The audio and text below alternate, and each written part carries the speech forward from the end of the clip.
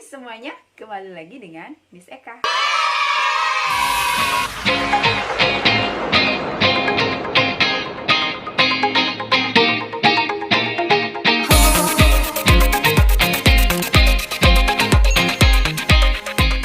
Di term ini kita akan membahas dua bab.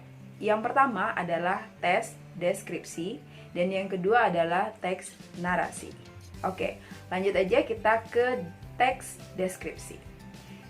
Miss yakin di antara kalian semua pasti sudah tidak asing lagi dengan apa sih yang dimaksud dengan teks deskripsi. Karena teks deskripsi ini pasti kalian sudah pernah pelajari ketika kalian masih di SD. Teks deskripsi adalah teks yang memberikan gambaran informasi tentang sebuah objek sejelas-jelasnya kepada pembaca, sehingga pembaca bisa melihat, merasakan, dan mendengar apa yang dialami oleh si penulis. Bentuknya, tempat, suasana, dan yang lainnya. Jadi, melalui kalimat deskripsi ini akan memberikan gambaran secara detail tentang apa yang dialami oleh penulis melalui sebuah teks bacaan. Selanjutnya adalah menelaah struktur dan kaidah kebahasaan dalam teks deskripsi. Teks deskripsi itu memiliki struktur yang berbeda dengan teks yang lainnya. Jadi untuk teks deskripsi itu terdiri dari dua. Yang pertama adalah deskripsi umum dan yang kedua adalah deskripsi bagian. Deskripsi umum ini adalah gambaran awal dari objek yang akan dideskripsikan. Sedangkan deskripsi bagian adalah gambaran lanjutan dari deskripsi umum yang sudah dibuat. Yang untuk kaidah kebahasaan itu terdiri dari ejaan, tanda baca, pemilihan kata, tata kalimat, dan kepaduan paragraf. Jadi, kelima hal tersebut sangat berpengaruh ketika kita membuat sebuah teks deskripsi. Jadi, kalau misalkan ejaannya salah atau tanda bacanya salah, maka makna dari teks atau kalimat yang kita buat pun akan memberikan kebingungan kepada si pembaca. Jadi 5 hal yang disebutkan tadi sangatlah penting ketika kalian membuat teks deskripsi.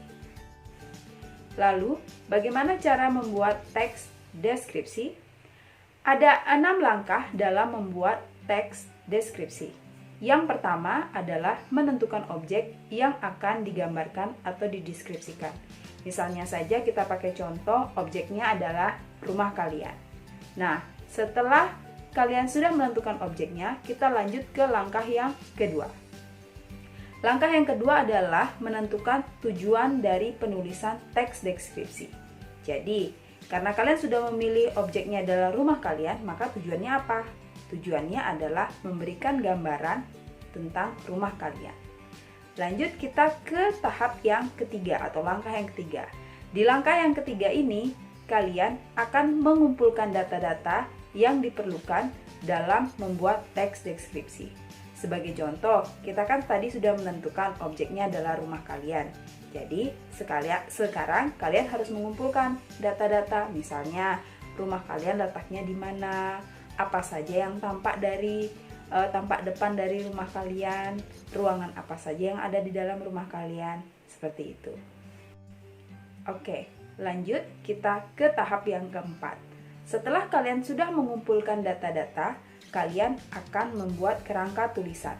Nah, dalam membuat kerangka tulisan ini, kalian akan menggunakan data-data yang sudah kalian kumpulkan di langkah ketiga.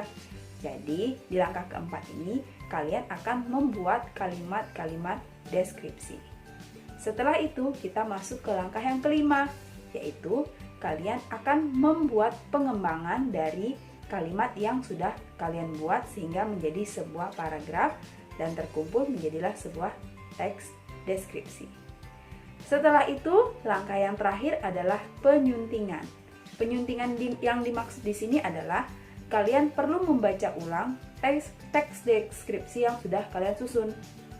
Tujuannya adalah untuk melihat bisa saja ada tanda baca yang salah atau kalimat yang kurang berpadu atau kurang nyambung. Jadi dalam proses akhir atau proses penyuntingan ini kalian akan melihat atau membaca ulang dan memberikan revisi-revisi jika ada kesalahan dalam penyusunan teks deskripsi. Setelah kalian sudah menyelesaikan ke-6 langkah tersebut, maka teks deskripsi kalian sudah selesai. Untuk lebih jelasnya, coba kalian buka buku ini, yaitu buku Mahir Berbahasa Indonesia, dan buka halaman 3. Nah, di halaman 3 itu kalian akan menemukan teks bacaan berjudul Lingkungan Sekolahku yang Asri. Perhatikan di paragraf 2. Di paragraf 2 itu terdapat beberapa kalimat yang menggambarkan tampak depan dari sekolah baru si penulis. Contohnya di kalimat nomor 3 di paragraf 2, yaitu pepohonan hijau yang rindang tampak kokoh membatasi lingkungan sekolah dengan jalan raya. Dengan kalimat itu kita bisa membayangkan bagaimana tampak depan dari sekolah baru si penulis. Lanjut. Kemudian kalimat selanjutnya ada pintu gerbang yang bertuliskan nama sekolah tampak kokoh tetapi tetap ramah menyapa setiap orang yang datang melintasinya. Jadi dengan kalimat itu kalian sudah bisa membayangkan, oh berarti si penulis itu, sekolah baru si penulis itu di depan sekolahnya itu ada pepohonan hijau yang rindang, kemudian ada pintu gerbang dengan bertuliskan nama sekolah. Jadi kalian bisa membayangkan. Nah, disitulah fungsi dari kalimat deskripsi yang kemudian akan memberikan efek kepada si pembaca bisa membayangkan dan seolah-olah berada di sana juga bersama dengan penulis. Oke, setelah kalian menonton video ini, Miss harap kalian sudah bisa menentukan kalimat deskripsi yang ada pada teks deskripsi yang ada di buku kalian. Semoga video ini bermanfaat buat kalian semua. Sampai jumpa.